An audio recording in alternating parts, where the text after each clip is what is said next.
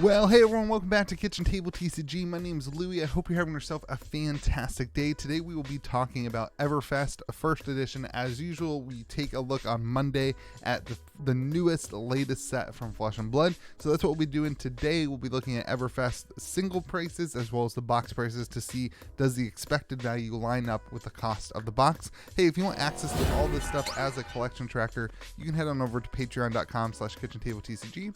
Get yourself access to a collection tracker that does help you track the value of your collection in real time. Whenever I make a video like this, the values of the collection tracker update. It also gets you a discount code over at minmaxgamesfab.com, which is a great place to buy singles. And if you are in the Chicago area, they are hosting a ProQuest here pretty soon. So pretty great way for you to save some money on Flesh and Blood and get access to a Discord server at KitchenTableTCG. So make sure you go join that Patreon if you have not done so. So let's hop into Everfest and see where all the things are going. Box prices sitting right now, no real change, sitting around $77. I like to take a look at the volume sold on TCG Player. The volume sold is not super good. The volume available, you have 61 listings, plenty of product available under that $80 price point. Lots and lots of boxes. You can see there's no shortage of Everfest under $80.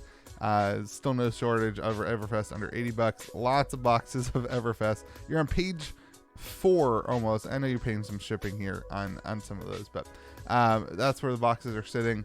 And sales history, you're really only seeing one box sell basically on average per day. Even sometimes when we go like the 16th to the 20th with no boxes sold, you have a couple gaps like that. The 9th through the 13th, no boxes sold. You have a couple gaps like that, so the product is not flying. This is a readily available product at MAP, minimum advertisable price, which is at $77 right there. So yeah, let's take a look at the singles and see, is it worth it for you to open up those boxes?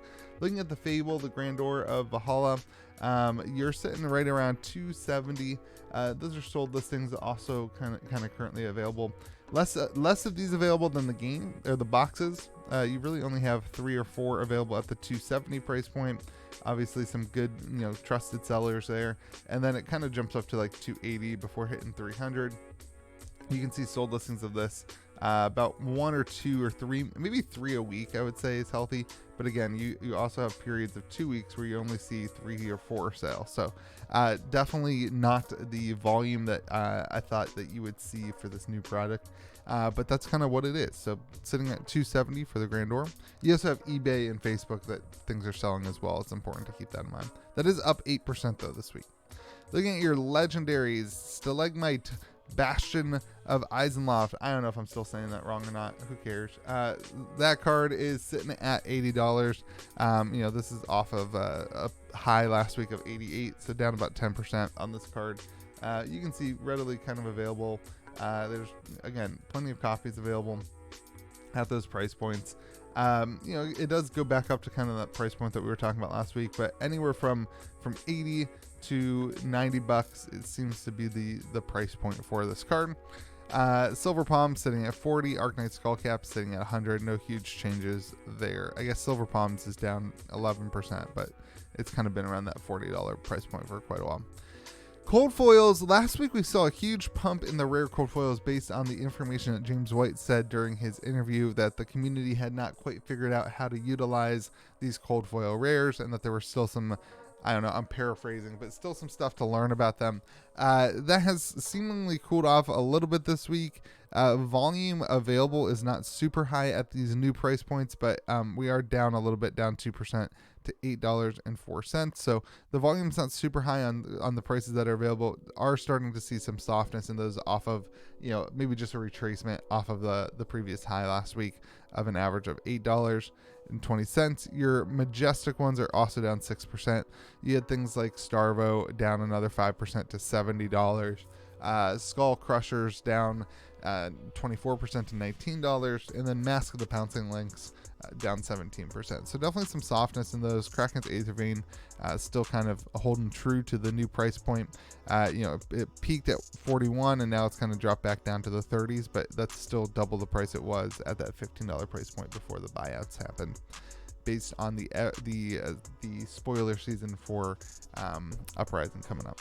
Looking at extended art rainbow foils, these are still doing really well, up 10%. You guys remember I said that I think this is one of the most important aspects of this product, is that these are successful cards, and they are holding true to being successful, up 3 weeks in a row, up 4%, now up 10% to an average price point of $17.71. Big ones, Aether Wildfire, way up to $130 now, again with the wizard being so spoiled right now and so in the center of attention. You're seeing a lot of interest in wizard cards.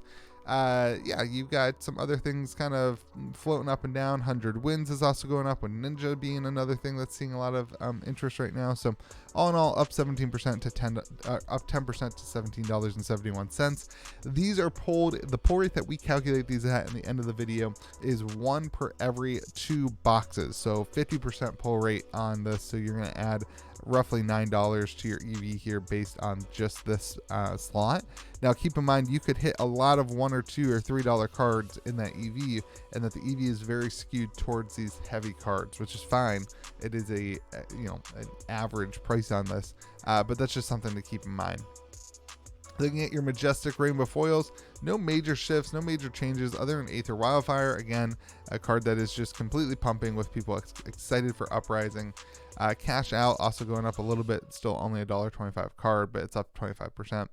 Aether Wildfire, really the story of the set right now. It used to be Pulverize, it used to be Runic Replication, Reclamation, and Swarming Gloomveil. Those are still kind of soft. They're still holding up value, still at $20, but the storyline, the things that are growing right now are those wizard cards in Aether Wildfire, and to a lesser extent some of the ninja cards. I think we certainly are going to see a interesting meta happen with Uprising.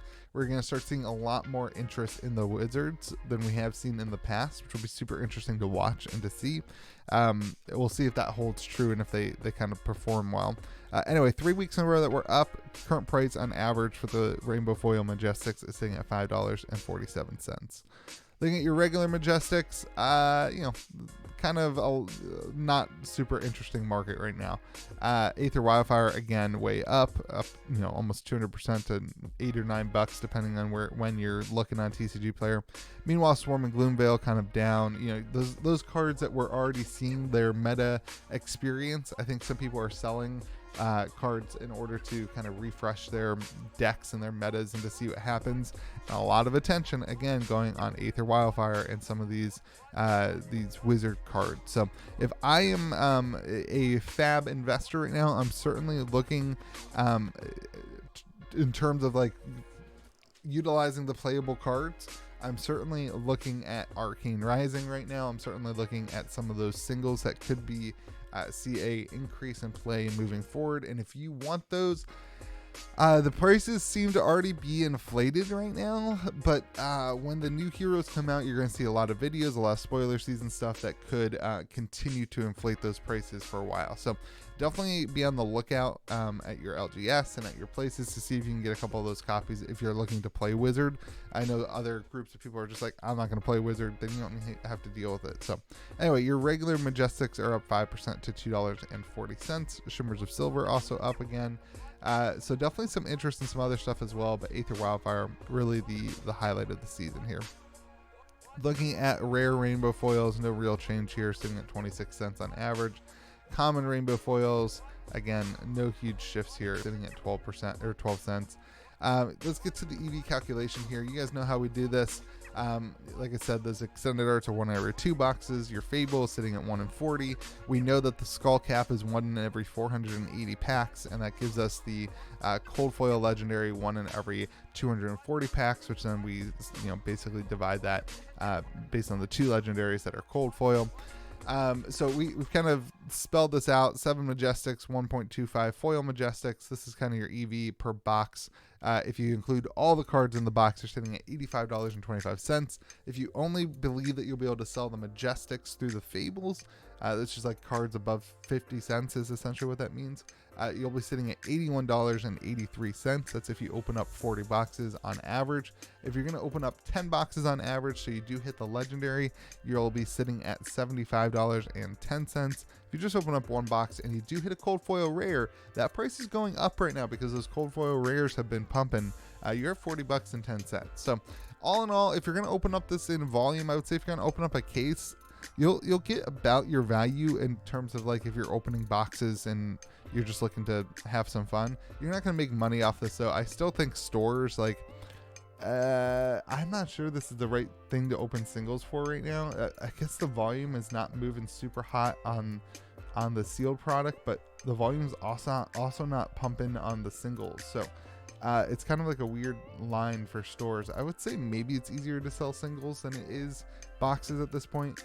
But you could also just hold off and see what happens kind of as things move forward. So that being said, that has been your Everfest market update. Remember, if you want access to all that data as a collection tracker, you can head on over to patreon.com/KitchenTableTCG. You also get access to a Discord server and that Min-Max Games discount code as well. It's a great deal for you. Hope you have yourself a fantastic day. Remember to be kind to the people around you. We'll see you again next video.